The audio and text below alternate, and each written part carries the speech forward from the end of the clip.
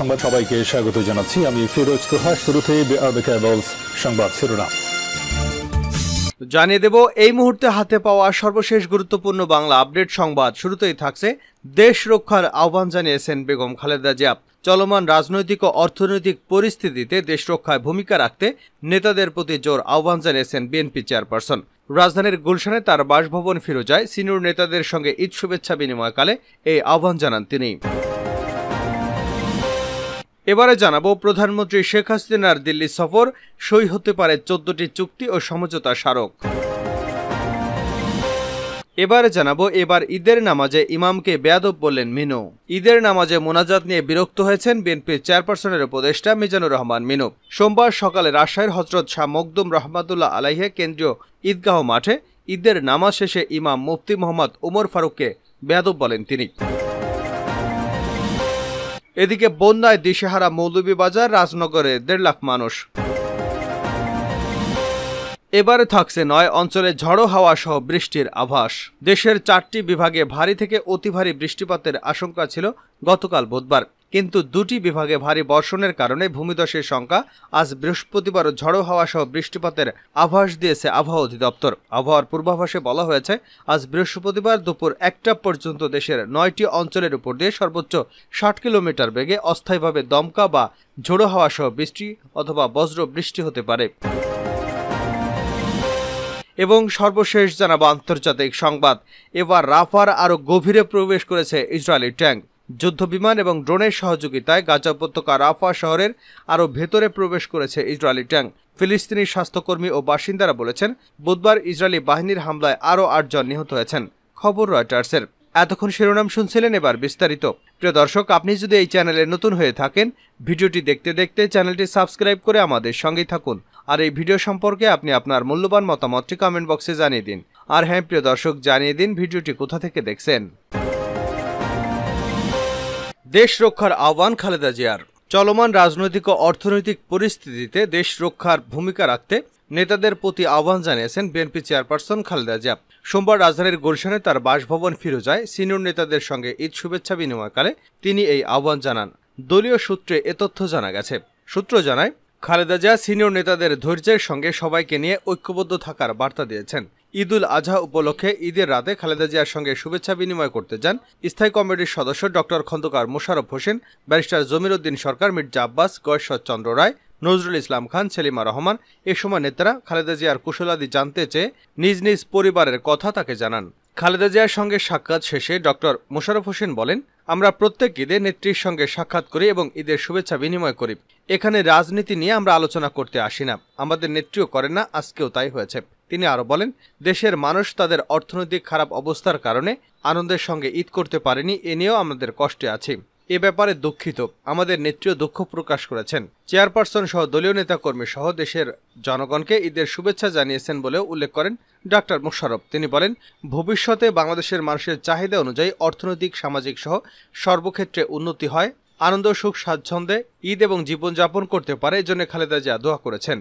স্থায়ী কমিটির সদস্যদের পর দলের সিনিয়র 9 নেতা বিএনপি চেয়ারপারসনের সঙ্গে দেখা করে ঈদ শুভেচ্ছা বিনিময় করেন।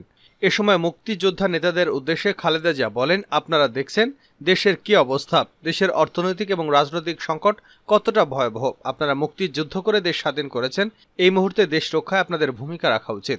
এছাড়া ঈদের আগের দিন খালেদা জিয়ার সঙ্গে সাক্ষাৎ করেছেন লিবারেল ডেমোক্রেটিক পার্টির চেয়ারম্যান কর্নেল অলি আহমেদ। তার আগের দিন খালেদা জিয়ার সঙ্গে সাক্ষাৎ করেন দলের মহাসচিব মির্জা ফখরুল ইসলাম আলমগীর। প্রধানমন্ত্রীর দিল্লি সফর, সই হতে পারে 14টি চুক্তি ও সমঝোতা স্মারক।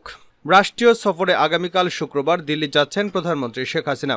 7 জানুয়ারি সংসদ নির্বাচনের মাধ্যমে সরকার গঠনের পর এটি প্রধানমন্ত্রীর প্রথম রাষ্ট্রীয় সফর। একইভাবে ভারতে লোকসভা নির্বাচনের মাধ্যমে প্রধানমন্ত্রী নরেন্দ্র মোদী সরকার গঠনের পর বাংলাদেশ প্রসঙ্গের প্রথম দ্বিপাক্ষীয় বৈঠকে বসতে যাচ্ছেন।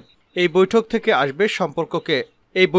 আসবে সম্পর্ককে আরও গভীর করা দিক নির্দেশনা। প্রধানমন্ত্রীর কার্যালয়ের প্রেস উইং এক বিজ্ঞপ্তিতে জানায়, ভারতের প্রধানমন্ত্রীর আমন্ত্রণে সফরে যাচ্ছেন প্রধানমন্ত্রী শেখ হাসিনা। অত্যন্ত গুরুত্বপূর্ণ এই দ্বিপাক্ষীয় সফর উপলক্ষে শুক্র ও শনিবার নয়াদিল্লিতে অবস্থান করবেন প্রধানমন্ত্রী এবং তার সফরসঙ্গী দল। শনিবার সকালে শেখ হাসিনাকে নয়াদিল্লির রাষ্ট্রীয় ভবনে আনুষ্ঠানিক সংবর্ধনা দেওয়া হবে। এরপর তিনি রাজঘাটে মহাত্মা গান্ধীর সমাধিসৌধে পুষ্পস্তবক অর্পণ, পরিদর্শন বইয়ে স্বাক্ষর করবেন। একই দিনে নরেন্দ্র মোদীর সঙ্গে আনুষ্ঠানিক বৈঠক উপলক্ষে হায়দ্রাবাদ হাউসে যাবেন শেখ হাসিনা। সেখানে দুই নেতা একান্ত বৈঠক করবেন। এছাড়া প্রতিনিধি পর্যায়ে আলোচনা এবং দুদেশের মধ্যে স্বাক্ষরিত সমঝোতা স্মারক চুক্তি বিনিময় দুই দেশের নেতাদের প্রেস বিবৃতির আয়োজন করা হয়েছে। বাংলাদেশের প্রধানমন্ত্রীর সম্মানে রাষ্ট্রীয় মধ্যাহ্নভোজের আয়োজন করা হবে। সফরের শুরুর দিনে শেখ হাসিনার আবাসস্থলে তার সঙ্গে সৌজন্য সাক্ষাৎ করবেন ভারতের পররাষ্ট্রমন্ত্রী ডক্টর জয়শঙ্কর। শনিবার বিকেলে ভারতের উপপররাষ্ট্রমন্ত্রী জগদীপ ধনখড়ের সঙ্গেও তার সচিবালয়ে প্রধানমন্ত্রী শেখ হাসিনা সাক্ষাৎ করবেন। উপপররাষ্ট্রপতির সঙ্গে সাক্ষাৎ শেষে শেখ হাসিনা পুনরায় রাষ্ট্রপতি ভবনে গিয়ে রাষ্ট্রপতি দ্রৌপদী মুর্মুর সঙ্গে সাক্ষাৎ করবেন। প্রধানমন্ত্রীও তার সফর সঙ্গীরা শুক্রবার দুপুর 2টায় বাংলাদেশ বিমানের একটি বিশেষ ফ্লাইটে পালাম বিমানবন্দরের উদ্দেশ্যে ঢাকা ত্যাগ করবেন। সফর শেষে শনিবার সন্ধ্যা 6টায় ঢাকার উদ্দেশ্যে দিল্লি ত্যাগ করবেন। প্রধানমন্ত্রী দিল্লি সফরে 12 থেকে 14টি চুক্তি এবং সমঝোতা স্মারক সইয়ের কথা রয়েছে। এর মধ্যে যেসব চুক্তি বা সমঝোতার মেয়াদ শেষ হয়ে গেছে সেগুলোর কয়েকটি আবার নবায়ন করা হবে। প্রধানমন্ত্রীর পর্যায়ে বৈঠক সামনে রেখে সফরের বিভিন্ন বিষয়ে চূড়ান্ত করতে দুপক্ষই কাজ করে যাচ্ছে। এবার ঈদের নামাজে ইমামকে বেয়াদব বললেন মিনু। ঈদের নামাজে মোনাজাত নিয়ে বিরক্ত হয়েছেন বিএনপি চেয়ারপারসনের উপদেষ্টা মিজানুর রহমান মিনু। সোমবার সকালে রাজশাহী হজরত শাহ মখদুম রহমাতুল্লাহ আলাইহির কেন্দ্রীয় ঈদগাহ মাঠে ঈদের নামাজ শেষে ইমাম মুফতি মোহাম্মদ ওমর ফারুককে বেয়াদব বলেন তিনি।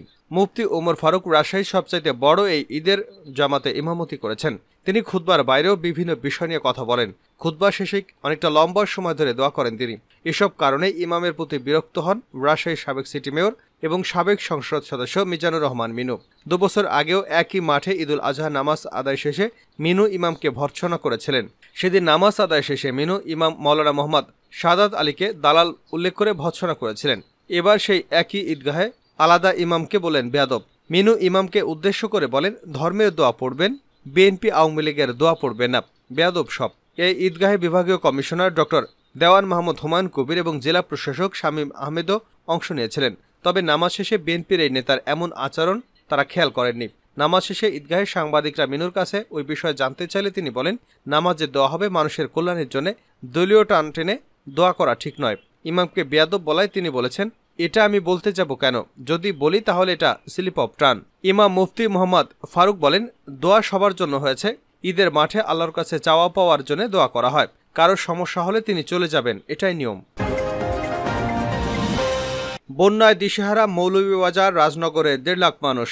প্যারালাইজড হয়ে 2 বছর ধরে পঙ্গু জুলেখা বেগম। ছেলে দিনমজুর, বন্যায় বন্ধ হয়ে গেছে কাজ, তাই ঘরে নেই খাবার। সারাদিন তাদের চুলোয় জ্বলেনি আগুন। অসুস্থ মাকে নিয়ে কোথায় যাবে সেই চিন্তায় চোখে অন্ধকার দেখছেন ছেলে নুরুল মিয়া। মৌলভীবাজার সদর এবং রাজনগর উপজেলার 8টি ইউনিয়নের অধিকাংশ গ্রামই এখন পানিতে নিমজ্জিত। মনু এবং কুশিয়ারা নদীর পানি বেড়ে 2 দিন ধরে এসব গ্রামের পর গ্রাম পানিতে তলিয়ে গেছে। ডুবে গেছে রাস্তাঘাট, বন্ধ হয়ে গেছে যান চলাচল। বসতঘর ছেড়েছে মানুষ, উঠেছেন আশ্রয় কেন্দ্রে। মৌলভীবাজার জেলার মনু, কুশিয়ারা এবং জুড়ি নদীর পানি বিপদসীমার উপর দিয়ে প্রবাহিত হচ্ছে। নিরাপদ আশ্রয়ের খোঁজে কেউ ছুটছেন স্বজনদের বাড়ি, আবার কেউ ছুটছেন আশ্রয় কেন্দ্রে। তবে আশ্রয় কেন্দ্রে এখনো পৌঁছায়নি ত্রাণ, তাই শুকনো চিড়ামুড়ি দিয়েই দিন পার করতে হচ্ছে তাদের। দাউদপুর আশ্রয় কেন্দ্রে আসা রহিমা বেগম বলেন, সাঁতার দিয়ে ঘর থেকে বের হয়ে এসেছি। আশ্রয় কেন্দ্রে এসে এখন আমরা খাদ্যের অভাবে পড়েছি। পানি উন্নয়ন বোর্ড সূত্রে জানা গেছে, বিকাল 3টায় মনু নদীর পানি কুলাউড়া রেলওয়ে ব্রিজের বিপদসীমার 7 সেন্টিমিটার, সদর উপজেলার চাঁদনীঘাট ব্রিজের বিপদসীমা 30 সেন্টিমিটার উপর দিয়ে প্রবাহিত হচ্ছে। সদর উপজেলার কুশিয়ারা নদীর শেরপুর ব্রিজের বিপদসীমার 20 সেন্টিমিটার উপর দিয়ে প্রবাহিত হচ্ছে। এদিকে পানিবন্দী মানুষের খোঁজখবর নিতে কুশিয়ারার নদী তীরবর্তী মৌলভীবাজার সদর উপজেলা খলিলপুর ইউনিয়নের বিভিন্ন এলাকা পরিদর্শন করেন মৌলভীবাজার 3 আসনের সংসদ সদস্য মোহাম্মদ জিলুর রহমান। রাফার আরও ভেতরে প্রবেশ করেছে ইসরায়েলি ট্যাঙ্ক। যুদ্ধবিমান এবং ড্রোনের সহযোগিতায় গাজা উপত্যকা রাফা শহরের আরও ভেতরে প্রবেশ করেছে ইসরায়েলি ট্যাঙ্ক। ফিলিস্তিনি স্বাস্থ্যকর্মী ও বাসিন্দারা বলেছেন, বুধবার ইসরায়েলি বাহিনীর হামলায় আরও 8 জন নিহত হয়েছেন। খবর রয়টার্সের। স্থানীয় বাসিন্দারা বলেছেন, মঙ্গলবার মধ্যরাতের পর ইসরায়েলি ট্যাঙ্ক 5টি এলাকায় প্রবেশ করে। আল মাওয়াসি এলাকায় বাস্তুচ্যুত মানুষদের তাবিতে ভারী গোলাবর্ষণ এবং গুলি হয়েছে। প্রায় ৮ মাসের যুদ্ধে এখন পর্যন্ত যুদ্ধবিরতিতে হামাস এবং ইসরায়েলকে রাজি করাতে পারেনি আন্তর্জাতিক মধ্যস্থকারীরা। এই মধ্যস্থতার উদ্যোগকে সমর্থন দিয়ে আসছে যুক্তরাষ্ট্র। ইসরায়েলি সেনারা গাজার বেশিরভাগ এলাকাকে বর্জ্যস্তূপে পরিণত এবং বেশিরভাগ ফিলিস্তিনি ভূখণ্ড দখলে নিলেও এখন পর্যন্ত তারা হামাসকে নির্মূল বা ইসরায়েলি জিম্মিদের মুক্ত করার লক্ষ্য অর্জন করতে পারেনি। চিকিৎসা কর্মী এবং হামাসের সংবাদ মাধ্যম বলছে, আল মাওয়াসিতে ৮ ফিলিস্তিনি নিহত হয়েছেন। আতঙ্কে অনেক পরিবার গাজার উত্তরে আশ্রয় নিয়েছেন। নিহতদের পরিচয় প্রকাশ করেনি তারা। ইসরায়েলি বাহিনী জানিয়েছে, হতাহতদের খবর খতিয়ে দেখা হচ্ছে। স্থানীয়দের কয়েকজন বলেছেন, রাফা শহরের পশ্চিমাংশের অনেক বাড়ি বিস্ফোরক দিয়ে উড়িয়ে দিয়েছে ইসরায়েলি সেনারা।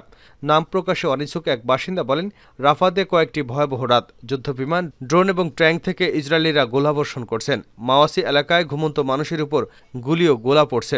এতে অনেকেই নিহত এবং আহত হয়েছেন। এর আগে মঙ্গলবার সামরিক সংবাদদাতাদের ব্রিফিংয়ের সময় এক ইসরায়েলি কমান্ডার বলেছেন, সাবোরা এবং তেল আল সুলতান এলাকায় হামাস যোদ্ধাদের বিরুদ্ধে অভিযানের পরিকল্পনা রয়েছে তাদের। হামাসের সব যোদ্ধা এখনও নিশ্চিহ্ন হয়নি। তাদের পুরোপুরি নির্মূল করতে হবে। এই গতিতে কমবেশি ১ মাস সময় লাগবে।